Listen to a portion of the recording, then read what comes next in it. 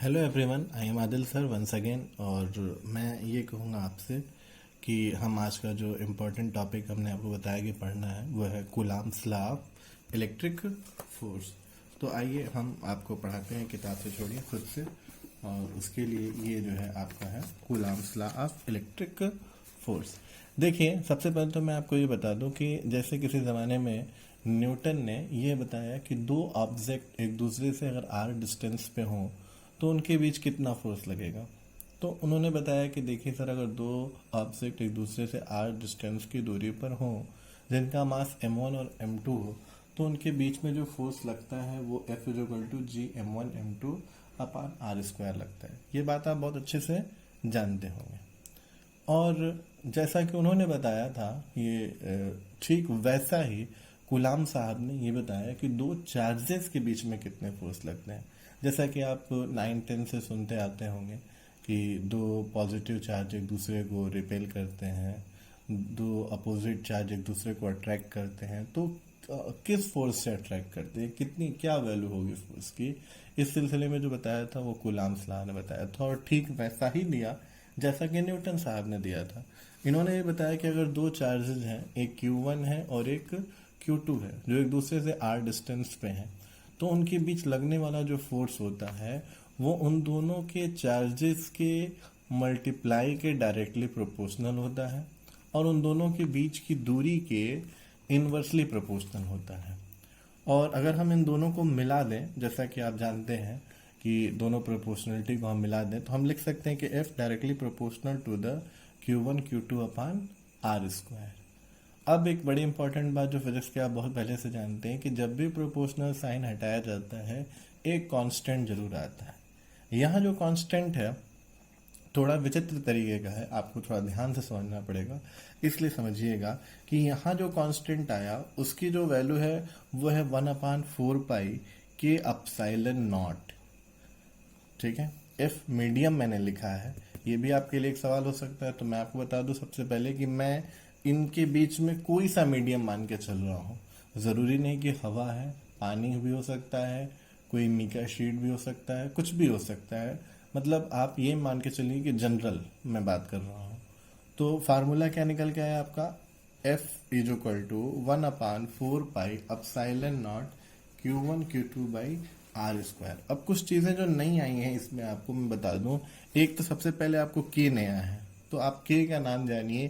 के को कहते हैं डाई इलेक्ट्रिक कांस्टेंट, और जो इसकी जो यूनिट होती है वो यूनिट नहीं है, एक्चुअली में वो यूनिट लेस होता है। के की जो वैल्यू होती है वो क्या होती है, यूनिट लेस होती है, के की यूनिट नहीं होती है। और के का नाम होता है डाई इलेक्ट्रिक कांस्टेंट। इसके बारे में और डिटेल से आप थोड़ा आगे जानेंगे, फिलहाल आज के लिए इतना ही जानिए।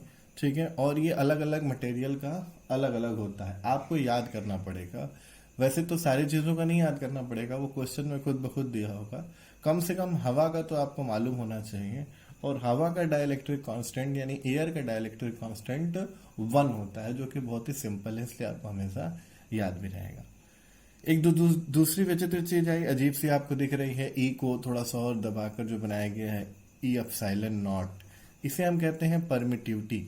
इसका नाम है परमिटिविटी। इसके बारे में भी हम आपको डिटेल में बताएंगे बाद में। परमिटिविटी ऑफ फ्री स्पेस ज्यादा अच्छा रहेगा, आप इसे कह सकते हो permittivity of free space. Free space कह लीजिए या फ्री वैक्यूम भी कह सकते हैं, परमिटिविटी ऑफ फ्री स्पेस। ये कांस्टेंट है सर, इसकी वैल्यू कितनी होती है, तो ई नॉट की वैल्यू होती है 8.85 इंटू 10⁻12 आप coulomb square upon newton metre square. आप इसकी यूनिट चाहे तो यहाँ से निकाल सकते हैं, हमने आपको बता दिया कि के की यूनिट नहीं होती है, तो अपसाइलन नॉट की यूनिट तो आप निकाल ही सकते हैं। अब हम एक आगे अपना जो अभी मैंने कहा था कि एफ मीडियम यानी ये जनरल फार्मूला है, हम ये मान के चल रहे हैं कि दोनों चार्जेस के बीच में कुछ भी है। थोड़ी देर के लिए मैं आपको ये मान लूं कि इन दोनों चार्जेस के बीच में हवा है, एयर है। तो अभी अभी मैंने आपको बताया कि जो डाइलेक्ट्रिक कांस्टेंट की जो वैल्यू होती है वो होती है 1। किसके लिए, हवा के लिए। सबके लिए अलग अलग होती है, याद रखिएगा, मैं हवा की बात कर रहा हूँ। तो अगर मैं कहूँ कि मैं एफ जो हूँ, ये जो दो चार्जेस हैं, ये सपोज कर लूँ थोड़ा देर के लिए कि इनके बीच में हवा है, तो जो एफ का फार्मूला है एफ एयर, समझ में आ रहा है, यानी हमने मान लिया कि उनके बीच में क्या है, एयर है। तो एफ एयर का जो फार्मूला निकल के आएगा वो आएगा 1/4 pi epsilon naught Q1 Q2 by r square. क्यों? क्योंकि के की वैल्यू तो आपने रख दी, के की वैल्यू आपने 1 रख दी। अब अगर हम ये कहें कि इन सारी वैल्यू को भी तो आप कैलकुलेट कर सकते हो, 4 पाई की वैल्यू आपको पता है, एप्सिलॉन नॉट की वैल्यू आपको ऊपर पता है। तो जब हमने कैलकुलेट किया 1/4 पाई एप्सिलॉन नॉट को, तो जो वैल्यू हमको मिली वो लगभग 9 इंटू 10 के पावर 9 मिली। और इसे अगर हम ऊपर वाले फार्मूले में पुट कर देते हैं तो हमारा जो फार्मूला हो जाता है F air is equal to, वो हो जाता है 9 इंटू 10 के power 9 Q1 Q2 upon r square. Unit लगा दीजिए, फिजिक्स बिना यूनिट के नहीं होती, फोर्स की यूनिट न्यूटन होती है, आप सभी जानते हैं। याद रहे ये जो फार्मूला है ये इट इज ओनली व्हेन दो चार्जेस के बीच में क्या हो, एयर हो। अगर एयर के अलावा कोई और मीडियम है तो आपको फार्मूला ऊपर वाला लगाना पड़ेगा, एफ मीडियम 4 पाई के। अब के की वैल्यू क्या होगी, अब उस मीडियम के लिए जो वहां पे होगा वो आपको क्वेश्चन में दिया होगा। वैसे मैं आपको बता दूं कि मोस्टली आपके बुक में जो क्वेश्चन है वो यही मान के है कि दो चार्जेस के बीच में क्या है, एयर है। इसलिए ज्यादा घबराने की बात नहीं, आप ये मत सोचिए कि आपको बहुत सारे के की वैल्यू याद करनी पड़ेगी। और अगर क्वेश्चन में कोई अनदर मीडियम आपको बीच में रखता भी है तो उसका डाइलेक्ट्रिक कांस्टेंट आपको दे देगा, आपको याद करने की बहुत ज्यादा जरूरत नहीं है। मैं आपको एक और बारीकी बताता रहूं थोड़ा सा। कभी कभी इस फार्मूले को ध्यान से देखिएगा, एफ मीडियम को ऐसे भी लिखा जाता है, लिखा जाता है F medium is equal to 1/4 pi epsilon naught नहीं लिखा है, ध्यान दीजिएगा, यहाँ पे एप्सिलॉन नॉट है, यहाँ नॉट नहीं है, Q1 Q2 by r square. इस एप्सिलॉन नॉट, इसको बोलते हैं एप्सिलॉन नॉट, इसको ये क्या होता है, परमिटिविटी ऑफ फ्री स्पेस यानी हवा की। और ये जो है ये है एप्सिलॉन, इसको बोलते हैं permittivity of a medium, permittivity of a medium, किसी मीडियम की परमिटिविटी। अब मीडियम जो भी होगा वो अलग अलग मीडियम के लिए ये अलग अलग होगा। एक्चुअली में इसकी वैल्यू को डायरेक्ट फिर ऐसे भी लिखते हैं कि एप्सिलॉन नॉट, यहाँ पे और यहाँ को आप ध्यान से देखिए तो आखिर इसको किसकी जगह लिखा गया है, एप्सिलॉन की एप्सिलॉन नॉट की जगह। तो जो ये है इसे बोलते हैं परमिटिविटी ऑफ मीडियम, ये है परमिटिविटी ऑफ मीडियम, और इसे आप क्या कहते हैं, परमिटिविटी ऑफ फ्री स्पेस। और ये दोनों आपस में कैसे रिलेटेड हैं, के से मल्टीप्लाई करके। तो कहीं तो आपको ये फार्मूला, कहीं ये, दोनों सेम है, ऐसा नहीं कि बिल्कुल अंतर है, आप खुद देख लो ध्यान से। अगर आप कहोगे कि इसको हम एयर के लिए लिखना चाहते हैं, अगर इसी जनरल फार्मूले को एयर के लिए, तो के की वैल्यू क्या हो जाएगी 1, तो एप्सिलॉन जो आपका ये जो आपका बना हुआ है एप्सिलॉन, ये क्या हो जाएगा, एप्सिलॉन नॉट हो जाएगा। यहाँ एप्सिलॉन नॉट रख देंगे, उसकी वैल्यू आपको मैंने बताई ही है, तो ये फार्मूला आपका फिर यही आ जाएगा।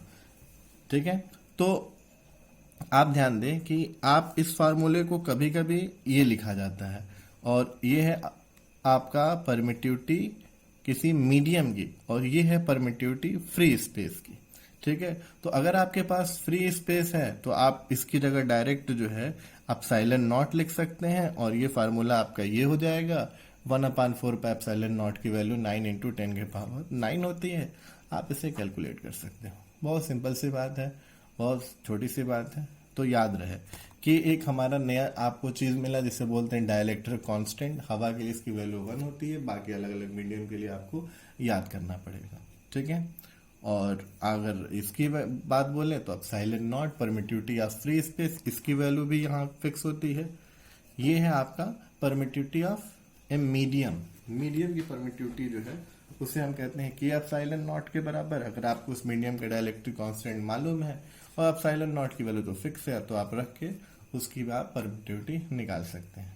अभी आपको एप्सिलॉन नॉट और डाइलेक्ट्रिक कांस्टेंट का फील नहीं आएगा, मैं आपको पहले ही बता देता हूँ।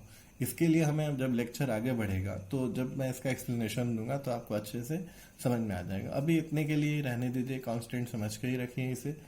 तो ये आपका है coulombs law of electric force, ये आपका एक टॉपिक है। Thank you.